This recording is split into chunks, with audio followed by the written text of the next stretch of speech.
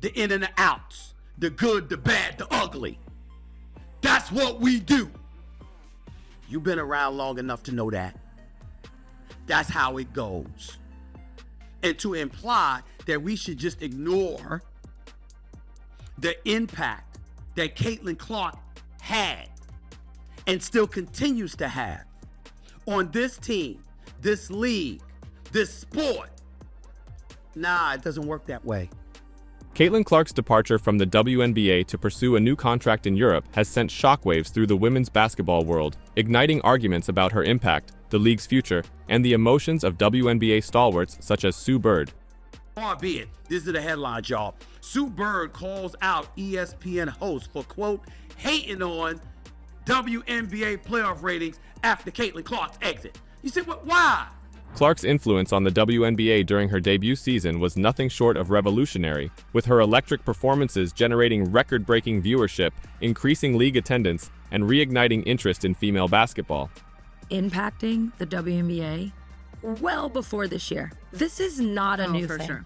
This is, in that way, I do think Caitlin's being used as a pawn. Mm-hmm. Caitlin didn't bring racism to the WNBA. This has been happening. And that, I think, is what's been such a shock for all of us, that other people are surprised by this.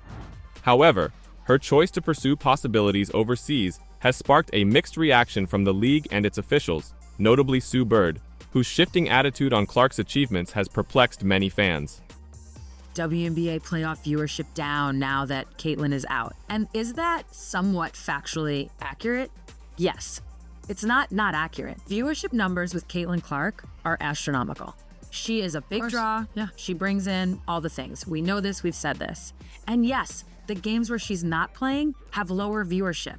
But in the WNBA playoffs, and we'll use the semifinals as the example, the WNBA playoff semifinal games where Caitlin obviously is not in it because her team lost are still breaking records from previous WNBA years, are still cracking 1 million viewers.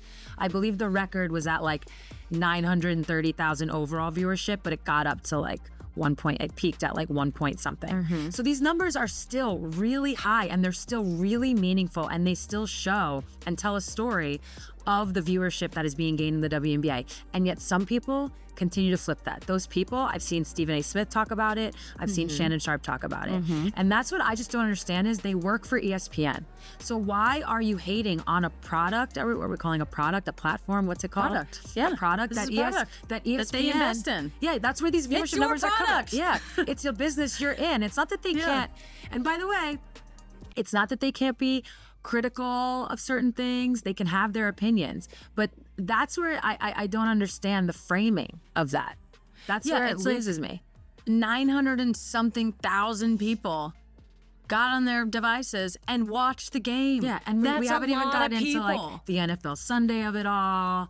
Like we haven't even gotten into that part, but that's I want to say the semifinal game is up like 130%. Yeah. And that's but the viewership's going to be insane no matter what. Great.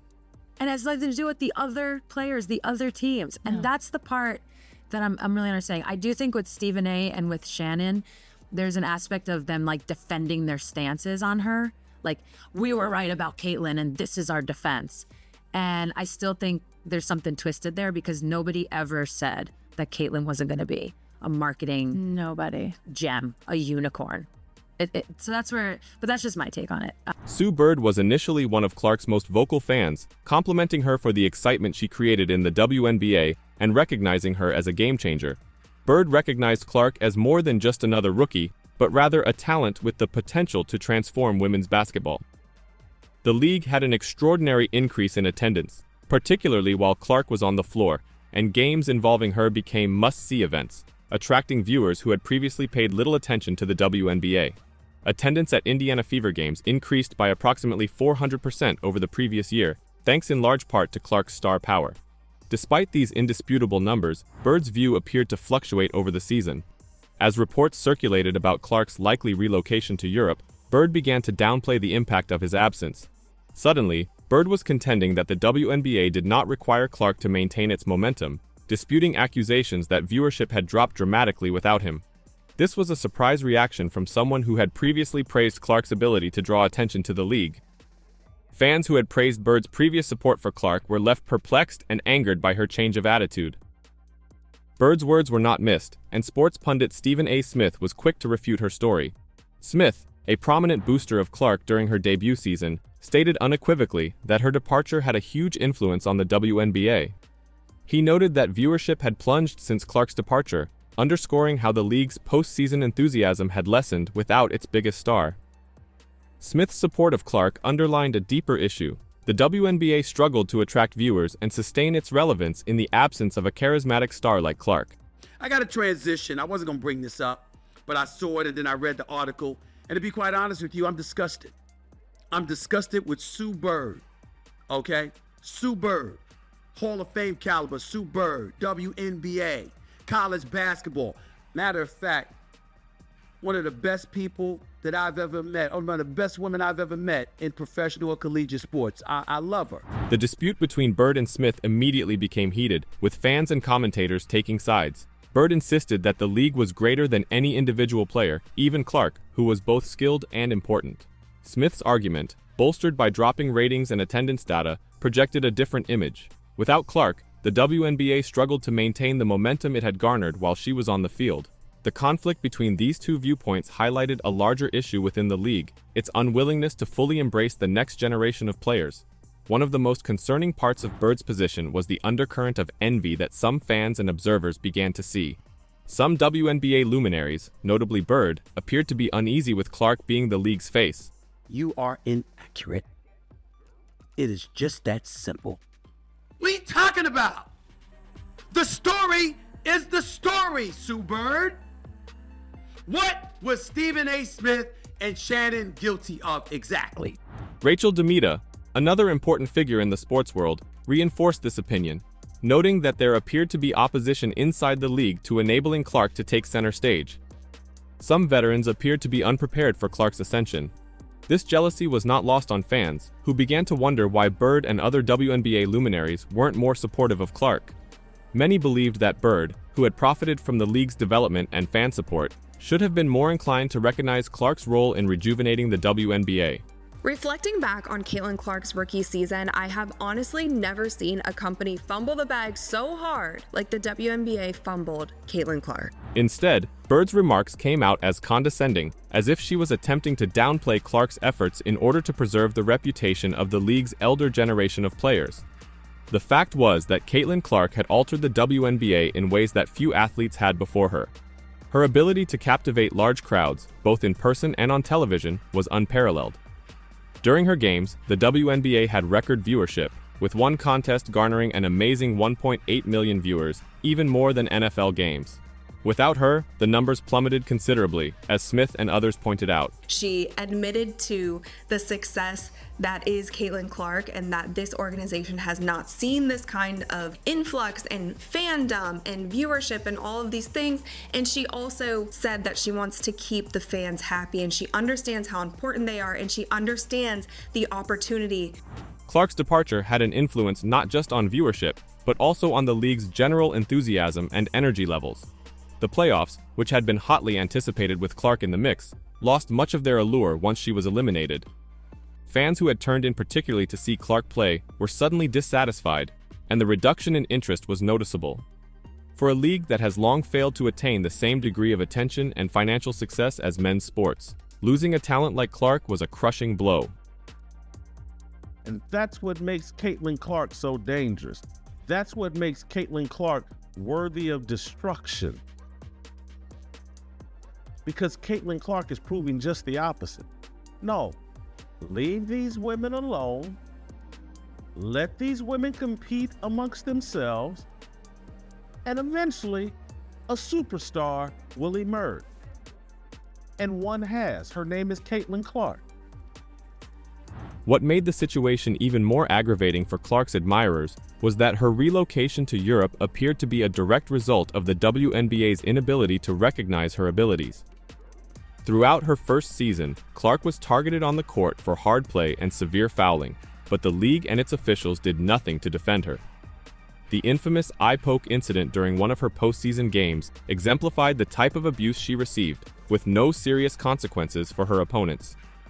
Clark was clearly not receiving the league's full backing, both on and off the court, With the WNBA season ending for many teams, there are already so many players heading overseas to play during the off-season. But with all of the drama currently surrounding the WNBA, on top of the low-paying salaries, some of these players are questioning if they'll even return. As the argument surrounding Clark's transfer to Europe heated up, more supporters called for her to quit the WNBA permanently. They suggested that the EuroLeague would provide her with more financial prospects and more recognition for her abilities. Clark would not have to deal with the petty politics and envy that appeared to ruin her WNBA career. Instead, she could concentrate on dominating the game and furthering her reputation as one of the most dynamic players in women's basketball. Clark's exit from the WNBA reflects a squandered opportunity. The league had the opportunity to construct an empire around Diana, leveraging the enormous interest she brought to the sport. Instead, it finds itself in a dangerous situation, with dwindling viewership and a lack of hype surrounding its most important events. The league's efforts to handle the friction between its existing stars and its emerging generation of players are exacerbated by veterans' unwillingness to completely welcome Clark's ascension, such as Sue Bird. We were saying, do y'all see these numbers? Thanks to Caitlin Clark, Indiana led the league in attendance both at home and on the road. The Indiana Fever, nobody cared about them, averaged 17,035 at home this season with Caitlin Clark and over 15,000 in arenas on the road. Four teams moved home games to bigger arenas when Indiana came to town to accommodate more fans. Throughout it all, Stephen A. Smith has remained one of Clark's most ardent defenders, criticizing the league's handling of her case. Smith has pointed out a significant imbalance in how the WNBA handles Clark compared to other players, both in terms of on-court targeting and the league's lack of commercial support. He has not been hesitant to speak out against what he perceives as a plot to prevent Clark from being the WNBA's face, and his words have resonated with fans who share his dissatisfaction. I'm not finished. Attendance for the entire league is up nearly 50% this year, according to data from across the timeline. And Indiana leads all teams with an average attendance of 17,035, up 319% from a year ago. All other teams still grew by double-digit percentages, but not like that. And then we said merchandise sales are also up 450% for the WNBA, according to Fanatics, and Clark was the top-selling player and is fifth amongst athletes across all sports. Caitlin Clark's choice to pursue a new contract in Europe illustrates the greater challenges confronting the WNBA. The league's unwillingness to properly embrace its young stars, along with envy and opposition from its veterans, has made it difficult to keep up with the growing demand for women's basketball. Clark's departure will surely be felt in the future seasons, and the WNBA must deal with the implications of losing one of its brightest stars. As fans continue to call for Clark to leave the WNBA for permanently, the league is at a crossroads. Will it develop and truly acknowledge the worth of athletes like Clark, or will it stay trapped in the past, unable to adapt to the changing world of women's sports? The answer to that issue will decide the WNBA's future and ability to thrive without its brightest star.